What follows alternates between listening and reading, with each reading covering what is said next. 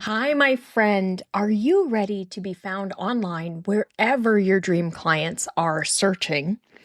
Are you looking to make your marketing make sense? Do you want to be able to confidently make decisions about your marketing so that you can stop wasting your time and money and really know what to focus on to grow your business? If so, you are in the right place, and I am so excited to have you here. Let's jump right in. Hi there. Welcome back to the podcast. I am going to sneak in one more quick episode before I go pick him up at his friend's house. So I'm doing good. I've gotten 3 recorded while he was at a play date. So yay for that. So this time, what I want to talk to you about is how to audit your website and blog content to boost your SEO, especially your AI SEO. We've talked a lot about AI overviews, AI mode, ChatGPT, and the fact that we have to change our content formatting for AI. So today I want to really look at what do you have on your website? How is it performing? Can we update it and make it work better for SEO? And can we have a better chance of ranking in AI in the overviews, AI mode, ChatGPT, Perplexity, etc.? So on a regular basis, like once a year, I go ahead and I update and review and audit my website and blog content. And if I have any pages that really aren't applicable anymore, I go ahead and get rid of those. So say that I had a product or course that I used to sell and I don't sell it anymore, or a consulting program that you don't have anymore, you want to go ahead and get rid of those pages because you don't really want people to come in and find things that aren't relevant, or you're not really helping, you're not offering that anymore. It's not a good user experience. So let's go ahead and get rid of those. Now, when you're getting rid of them, there are a couple things you can do with them. One, you can redirect them, meaning somebody who finds that page goes to another page automatically. They land on a different page. Or you can just remove them. You can just delete them out. Now, if you don't do an actual, you don't delete them the correct way on the back end, then you're going to end up with what's called a 404 error, meaning that the page was not found. Well, it doesn't impact your SEO. Google doesn't really care. I care because it's not a good user experience. So I had an issue with my air fryer toaster oven this morning. It's been acting up for the last week or two. And so I reached out to Cuisinart to find out, because I heard, it was under warranty. They'd take care of it. So I searched, and sure enough, online, I found information. It gave me the website page that I could submit my claim. But when I went to that page, it was a 404 error. So I couldn't submit my claim. I couldn't do what I needed to do in that moment. And I actually had to call them. Now, thank goodness, they were awesome, and they answered their phone in 20 seconds. And I got somebody really nice on the phone, and she was super helpful. And they're sending me a brand new air fryer toaster oven because mine broke. But it's not always like that. My microwave decided to die on Memorial Day as I was getting ready to host a pool party with 25 people at my house. And when I called KitchenAid to get help with it, it ended up taking me 3 phone calls in about 2.5 hours before I got somebody and got it scheduled to have someone come out. So as a consumer, when I saw that 404 error on the page, it was like, oh my gosh, no, I just want to be able to submit this online. I don't want to have to wait on the phone for hours to get help. So think about that from your consumer's perspective, your reader's perspective. You don't want to have 404 errors on your website where you're not helping them get to where they need to get to. So really think about that. So go through and clean up any pages that are no longer applicable. You don't offer that. It doesn't tie to anything in your business anymore. Just get rid of them, remove them, or redirect them. So I have training classes that I teach live once or twice a year. Well, if I'm not teaching it live, the person doesn't need to end up on a page that says, hey, this doesn't exist. I just redirect them so that when they search that, they end up on the page for the training class that's currently available, because that's what they're looking for, is a training class. So think about that. Think about the user experience when you're doing this, and make sure that if you are doing a redirect, you're redirecting them to the correct page. Now, if you are going to do a redirect, there are two types. One is a 301, which is a permanent redirect. The other is a 302, which is a temporary redirect. In most cases, you're going to use a 301 permanent redirect.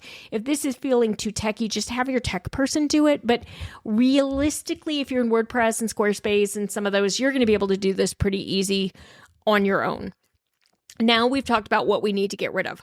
Now what I want you to do is look at your blog or your remaining pages on your website. And I want you to see what you have as far as what content you have. So you can use a tool to help you crawl it, to look at it and see. So if you want, there's a free one called Screaming Frog. I know it's a funny name, but it works really well. It's a free download. You can use it and it'll help you crawl your site and kind of see what Google sees. Or if you have analytics set up, I just go straight into analytics. And I go into my analytics and my blog is /blog. So I go into analytics and I just look at /blog. I pull the traffic for 12 to 18 months. That way I know I'm not making a decision based on seasonality. Let's say that there's a post. Most of mine are evergreen. Yours may or may not be. An evergreen post just means it's applicable at all times. So most of mine are evergreen, but you want to make sure that if there's something that is seasonal, you're not making a decision to cut it now when you actually would be getting a lot of traffic to it during the right time of year. So you want to look at that 12 to 18 month view, and you want to look and see which pages are getting no traffic, which pages are getting a lot of traffic. If you have a keyword ranking tool, you want to look and see which pages have keywords that are ranking high. Are there keywords that you could potentially get to page 2? Maybe you're at the top of page 2, maybe you want to get to page 1. There are so many things that you can do when you're auditing your content. What I generally recommend is you categorize and prioritize based on opportunity. So if you have blog posts that got like 5 visits in the last 18 months, you may not even want to bother with those, because you know what? They're not doing much. They're not getting a lot of traffic. Maybe your audience doesn't like them. Maybe they're not super relevant. Maybe they're really old and not very good, and you should consider just getting rid of them. What I want you to really look at are the ones that are getting traffic and the ones that are ranking. And I want you to look for SEO opportunities. So here, if you have ones that are ranking in your ranking software, let's say that your tracking shows that you are between 11 and 20 in your keyword rank for a given keyword. I want you to take a look at the blog post that is associated with that keyword and look and see what is the keyword and is it the right one? Should you maybe do a revision on it? Is there something that you should change to improve your SEO and see if you can potentially increase your rankings? So you're going to want to go through and use some of your competitive research. I've got some podcast episodes about this. If you're a student in simple SEO content, you have your AI SEO assistant who can help you with this. You also have access to me. Ask me questions. I will help you and answer them and walk you through what to do. So you're looking for opportunities. Are there keywords that you can rank for today that maybe you couldn't rank for before? Are there keywords that you could just adjust the title or the content a little bit and make it more applicable? Do you need to update the formatting? Like, I'm looking at my original blog post that I wrote here for how to audit your content. And let me tell you, before this goes live with the podcast episode and the embed and everything, I'm going to update the formatting on this drastically, because this was written probably in 2017 or 2018. It's been updated a few times from an SEO standpoint, but it's not been updated for AI SEO. I have not formatted it. There is not enough white space on this post There are different things that I'm going to change. Now, I update and review my content each year. I generally make it a summer project because, as you know, I work fewer hours in the summer. I don't do a whole bunch of big launches and things like that. So I try to do projects like this. You don't have to do it in the summer. Just do it maybe during your downtime. If you don't have downtime, then just choose a handful of posts and work on them at a time as you work your way through everything. You're going to want to determine what to update, what to keep as is, and what to get rid of. And once you've made that decision, like pull your data out of Google Analytics, create your spreadsheet, and just have keep, revise, delete. And that way you'll know what you have that you need to work with. And then you'll also be able to see, like, are there content gaps? Are there posts that you thought you had covered that you didn't? Or are there posts that you've covered 5 different ways and one is getting traffic and the others are not? That might be a situation where you want to redirect those others to whichever version of it is getting the most traffic. Because sometimes when we've been blogging for years, we duplicate. We don't realize we think we have a great idea, and we do, and we write it, and then we realize, oh yeah, I wrote one about that 5 years ago. So, you just want to look at it and do the update. In the blog post, there's more data, more details on like how do you determine what to look at from a data perspective. So make sure you take a look at that blog post. It was linked in your email. It's also linked in the description here because it does actually walk through like what questions you can ask yourself to figure out, do I keep, do I edit, do I remove? Last year when I did this, I removed over 100 posts from my blog because they really weren't applicable. And I'll be honest, it was painful because one of them in particular ranked in position number 1. It drove a ton of traffic, but I didn't have anything to sell the person who came in from that blog post because it was from 2017. It wasn't super relevant for me anymore. It was how to nail your first Facebook Live. I got hundreds of visits from that blog post every month. Great traffic, all of it.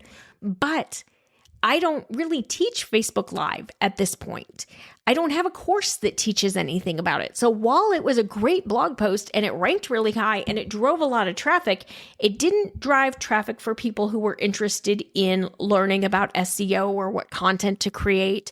And so I ultimately killed it off. And yes, my website traffic dropped because of that. And so sometimes I have to remind myself, I removed several really good blog posts that were getting a lot of traffic, but I couldn't edit them in a way that was going to make them applicable and relevant to my business as it is today, which is why I got rid of them. Because it's more important to have the right people coming to your website. Even if you have fewer of the right people, it's going to work better than a bunch of the wrong people. And that's why we want to audit your content. Then I also want you to look at your content to see what can you adjust to be able to rank in or show up in AI search, AI overviews, AI mode, etc. Because your old content was not written with AI search in mind. Neither was mine. So we need to go through and revise and audit and update to help that old content drive traffic today. If it is still relevant and applicable to your business, let's update it and let's refresh it and let's get it out there so that it can start doing more to boost your SEO and your AI SEO. All right, hopefully you found this one helpful and gave you some ideas as to what to do. And like I said, make sure you look at the blog post on this one just because I've got a lot of questions you can ask yourself. I've got a lot of notes as to like where you can find the information, what to look at, things that I didn't go into as much in the podcast because you're not going to probably be jotting a bunch of notes. You're like me, you're probably walking or working out or driving. So make sure you review the blog post because it's got lots of data in there and questions and things you can do to help you go through this process. All right, that's it for today. You have a great day, and I will see you back here next week. Bye for now. Thank you so much for joining me today. I hope you took away something very actionable that you can start to use in your business right away. if you want any of the freebies that were mentioned, or you want any of my resources or free trainings, you can find those at edgedmarketing.com/freebies. If you would like to work together, I would love to work with you. Send me a note, reply to an email, DM me on Instagram. You know how to find me. I would love to help you grow your business as well. And if you have found this podcast helpful, would you do me the biggest favor and follow it or subscribe on your podcast app of choice, and then give it a rating and review? That really does help. It's just a little something you can do that helps me out in return. I appreciate it so much. I'll see you back here next week.